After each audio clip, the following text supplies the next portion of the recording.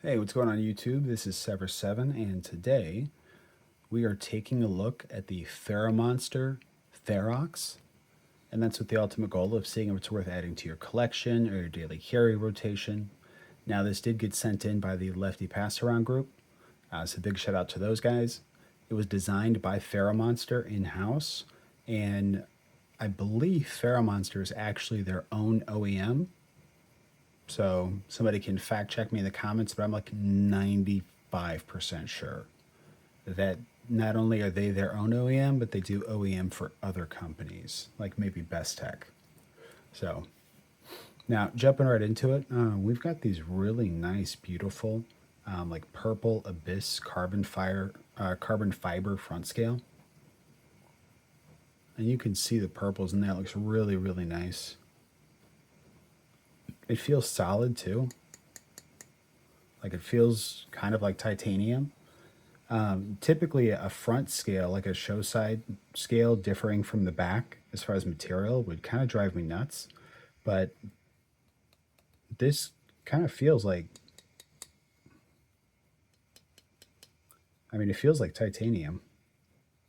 So, like, it doesn't feel awkward or weird. It doesn't feel like titanium in G10 or something. So, I'd say they did a really good job. We do have this jimped 1/3 backspacer. We have a very generous lanyard hole. We have the Ferra Monster pivot with that right pointing arrow. And then on the back, we have this black washed titanium. We do have a nice long medium carry, I'll say, pocket clip, milled titanium. Man, what a massive lock bar insert screw. Thing is huge. And then hardware's not terrible. It's pretty minimal. We've got one screw back here, and then we've got one screw that I assume, I don't know how far that goes, at least into the scale, or right at the scale. Now, that covers the handle, nothing too crazy. Let's talk about the ergonomics. So, for one, we've got this angled grip. We do have contouring. Everything is super smooth and knocked down. Or I don't know if that would be contouring or if it'd be chamfering. I'm going to say chamfering. We do have okay lock bar access, but because of how it's scalloped out there, it makes it really easy to just get in there. It feels like you have a tremendous amount of clearance, even though it doesn't look that way. But the disengage on this is quite delightful. Now, as far as the size of the knife, I wear large size gloves. I've got plenty of room. I can hammer fist it easily. I can choke up if I wanted to. This is partially functional jimping, so like it'll work, but like keep in mind if you push hard on it, you're going to slide forward on it. But you feel really locked in, whether you're up here or you're back down here. And that's partly due to one, this groove here, which gives your finger something to fall back on, so you don't slide out of the cut, or the knife doesn't slide out of your hand, rather. But while it's thin here, it gets nice and wide back here. So not only is it going to be angled down, but it also thickens out as you go down the blade, or down the handle rather, and that just provides like an overall really comfy feel in hand. Pocket clip essentially disappears. I can't even really feel it, so ergos are great. Now, as far as the blade goes, we're rocking. Some people will call that a clip point. Some people call it a drop point. I'm going to go with clip point because it looks like a little clip was taken out of the knife. We are rocking, I want to say M390. Do they have? Yeah, there it is. Yeah, I think all their knives run an M390. So M390 is going to have good edge retention. It's going to have great corrosion resistance, and it's not a tough steel. But as far as the blade grind goes, they didn't do anything insane. We've got a, tall, flat grind, plenty of robustness out to the tip, right? So this isn't going to be like winning awards for sliciness, although it can slice. This is going to be really a general EDC kind of do it all, okay, nothing amazing type of blade shape. So I prefer this type of blade shape. I want something that's going to be versatile as opposed to something specialized because I don't really do anything specialized, right? So a blade shape like this is going to be perfect. They offset the toughness with blade geometry, which I love when companies do that. And they put a beautiful hand satin on this blade. I almost forgot to say anything about it. Very handsome swedge up top. But yeah, Ferra Monster bringing some heat.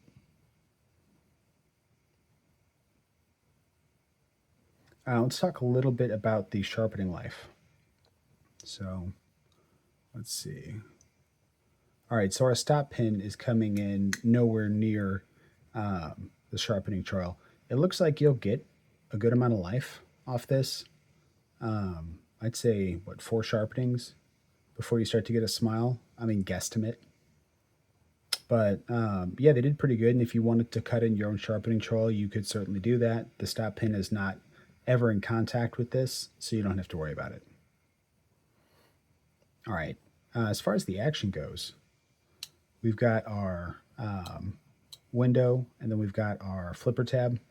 Flipper tab is jimped really nicely, and it's really low profile too. But it gives you plenty of traction, and this blade kind of rockets out. So great action on the flipper. Reverse flick, as usual, is where the money's at. You could thumb flick it out. Well, if you're not squeezing the crap out of the lock bar, you can thumb flick it out. And this is not a front flipper. You just can't get to it. I tried. So, but yeah, the action is snappy acoustics on the way up. Bonus acoustics.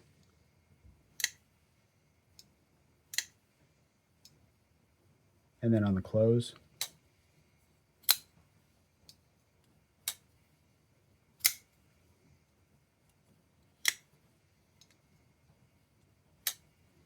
The acoustics on the close aren't fantastic, but I think the acoustics on the deployment and on the drop are fantastic enough. Sorry, I'm being lazy about the deployment. So if we do the 369 test, this isn't going to pass the 369 test, but it's a very light shake. I mean, a super light shake to get it down. And probably a little oil on the bearings, and it would be smoother on the drop. Let's talk about specs. So overall, this knife is 8.03 inches with a blade length of 3.5 inches and a blade to handle ratio of 0.77. The closer we are to 0.8, the better. And they did a good job of that. This knife looks very well balanced. I mean, it's got kind of that 50-50 look to it. And I wonder, yeah, maybe, no, I don't think so. Oh yeah, they could have done a 1/16 of an inch more. They could have squeezed a little bit more in there, but that's okay because they did a really solid job overall. And then the weight is coming in at 2.98 ounces, which that weight relief is largely in part to this front scale carbon fiber being way lighter than titanium. But overall, under 3 ounces for 3.5 inches of blade is a fantastic ratio. Let's do some size comparisons. Up against the milled aluminum Civivi Brazen, one of the best Civivis ever made. And it looks like the Ferrox is coming in a bit longer than the Brazen, but not by much. And then up against the Real Steel Sylph, took me a second to find it. Made shorter because I rolled the tip.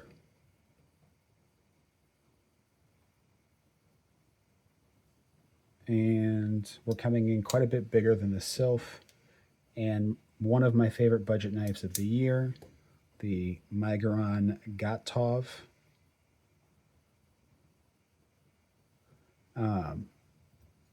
Under 30 bucks. Gray PVD, aluminum, D2. Under 30. Fantastic value. All right, so what's the price on this guy? Well, the website says $279. Now, at $279, this knife I would say would be probably about, I want to say about 30 bucks too high, right? I think this is a fantastic knife. I'm a huge fan of it. I've enjoyed carrying it, but I think 279 we probably need to be closer to 250. Now the good news is that Ferra Monster always runs specials that take either 10 or 20% off. Even at 10% off, you're knocking off about 28 bucks, which is going to put you at a lot closer to that 250 mark. So you can use code S7 to get the 10% off.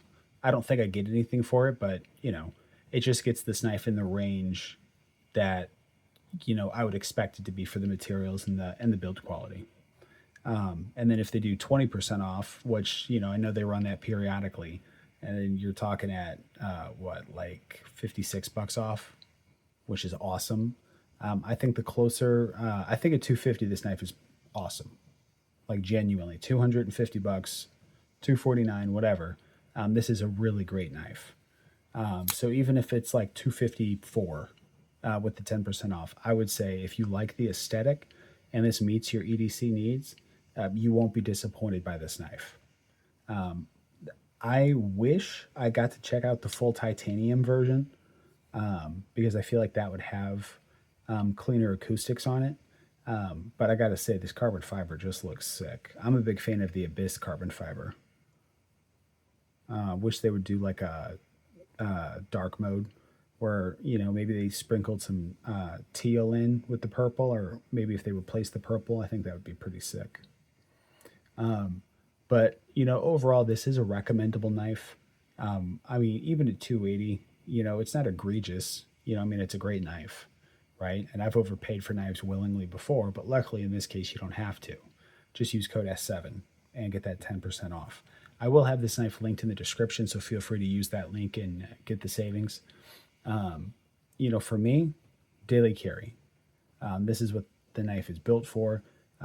It's daily carry. It's EDC with some style to it, right? So it wouldn't be a collection piece, but it would definitely be an everyday carry. What about for you, though? Is this approaching girl status? Is this something you would keep in your collection? Would you daily carry it, or did it miss the mark for you entirely? I'm really interested to read your thoughts down below. And if you found the video useful, hit the like button. If you want to see more content like this, please subscribe. And until the next time, guys, peace.